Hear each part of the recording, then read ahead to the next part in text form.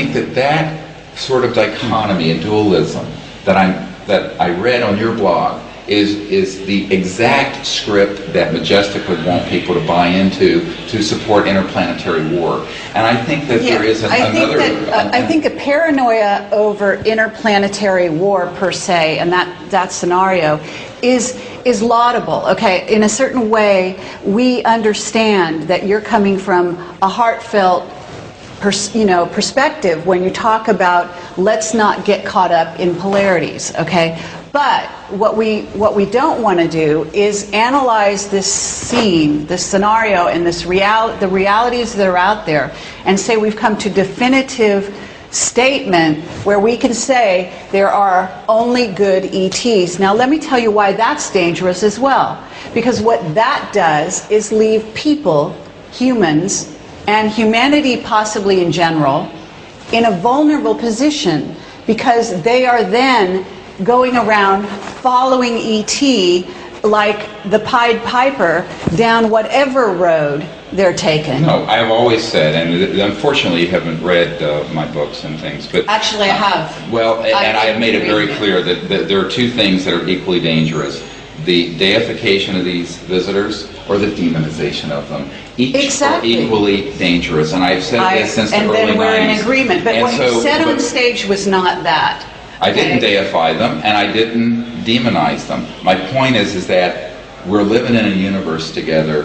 We're going to have to live together in that universe. Absolutely. The solutions are not going to be name-calling and we're better than you are, and those are in service to self, and those are the service to others, and this whole thing. Because I think that we have to look at this from a much larger picture, and that is not only Earth, but the whole cosmos is going through a quantum moment. It is not just an Earth moment, it's a universal moment. Absolutely. And the hallmark of which is universal peace. And the hallmark of which is good. And so it is also true that interstellar civilizations are not allowed to leave their biosphere until they have become in agreement for peace. Now, and that's an assumption. This has been proven. Because if these, no way, nothing's been proven on this planet if these civilizations on that degree of sophistication. Well, if they were here and they were invading and they were hostile, they would not have waited for us to have the kind of weapons we have today. They would have absolutely shut this civilization down. On the contrary, I mean, there's actually we have to actually get into a whole sociopolitical look at what it is to be an ET spacefaring culture in search of planetoids or planets and building new environments, and then what you do with them. In a sense, you can actually take the Earth as a microcosm, and you can look at how did it go when we took over different continents here. Yeah, and what was the model, and then we get to space, this is a huge problem. You're engaging in an anthropocentric projection onto interstellar civilizations. As above, so below.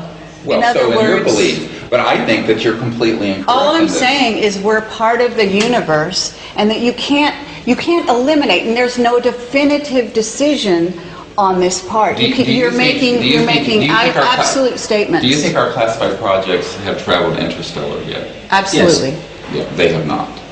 Okay. Now, we've got evidence that they have. Well, I'd love to see you prove it, because but we don't have evidence, but in May 2001 you said that we have superluminal capability. Yes. What are we doing? Going to Pluto with superluminal capability? It takes 5 seconds. No, because they're not allowed to use it. Now, here's something that there is a quarantine on this planet until we become peaceful.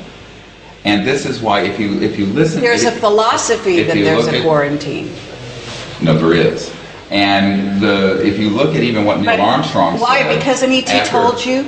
I mean, really, let's get down to it. Well, let's get back to it. Let's talk about what Neil Armstrong was heard saying. It's in Timothy Good's book, Above Top Secret. You can read it. Yep. And I'm sure you have. A mind-controlled astronaut is what you're talking about. You're going to give me testimony from a mind-controlled astronaut. No, Let's see where this goes. He said that when we were basically warned off the moon, and that's why we didn't continue. And I believe these warnings exist. There has been evidence that we're warned off Mars because certain craft have never made it there, have been shot down, have been disappeared, have had technical problems that haven't Well, been and explained by NASA. one can put a xenophobic spin on that, or one can say perhaps there's a wiser cosmic order that says that until a civilization reaches a certain amount of civility for the civilization and peace, they are not allowed to travel amongst the stars, that the entry ticket is peace. And I think that is the situation. Okay, I understand that's your philosophy. No, it's not my philosophy, it's what the evidence, this is not how I started out.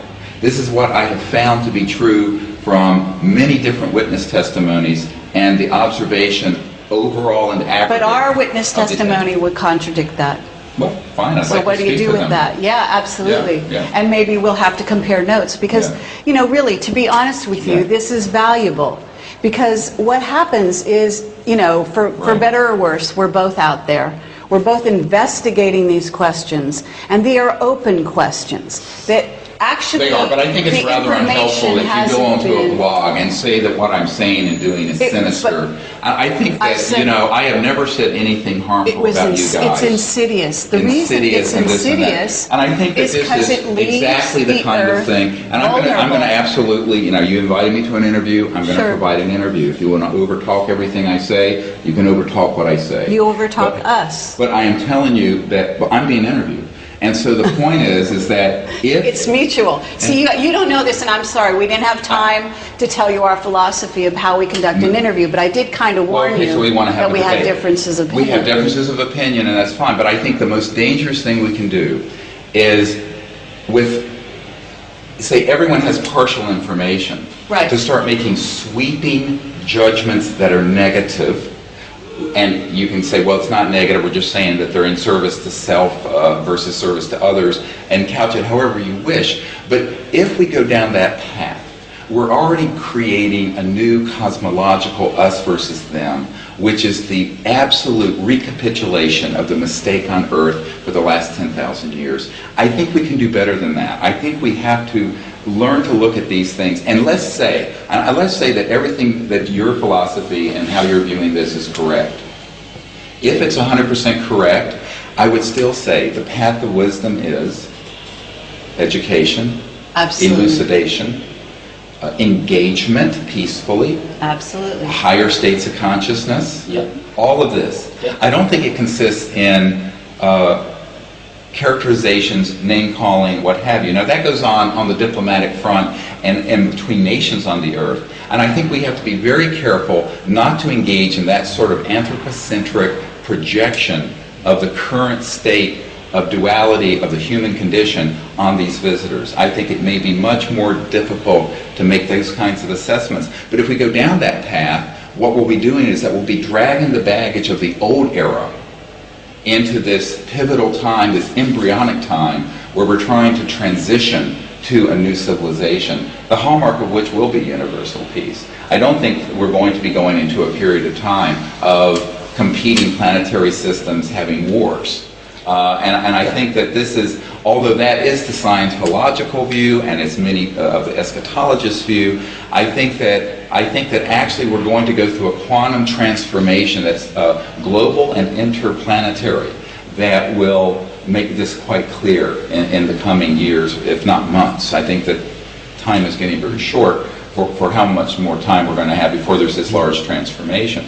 And I think the other thing is to say, I would say to people, if there is a civilization that is here for their own purely selfish interests and have not a shred of altruism or concern for humanity or Earth, those are the beings I would want to meet with first. And I have said this for years.